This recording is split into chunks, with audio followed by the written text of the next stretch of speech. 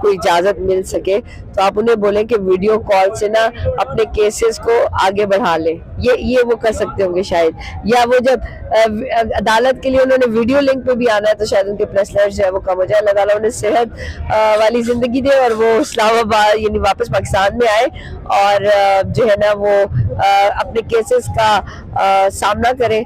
तो अता ताहिर साहब आप ये मशवरा नवाज शरीफ को दे दें तो। लेकिन उनका ये कहना है कि जितने केसेस इमरान खान साहब पे हैं वो जो है ना बेल के पीछे छुपे हुए हैं, वो खुद जो है ना उनको सामना नहीं कर रहे। हाँ, ये जो छुपन छुपाई वाली गेम है ना, ये आप लोगों को बड़ी आती है। कभी नवाज शरीफ छुप जाते हैं, फिर वो कहते हैं मेरे प्लेटलेट्स ठीक नहीं हुए, फिर मरियम के से छुप जाती है। तो ये छुपन छुपाई तो आप लोगों की तरफ से चल रही है। आज आसिफ साहब का एक जो है ना रिसेंटली एक बयान आया कि अगर इन दिनों में जब डॉलर का रेट जो है ना वो बहुत ज्यादा है, अगर इन दिनों में वो घड़ी बेचते तो उनका जो है ना वो कीमत ज्यादा लगती। मैं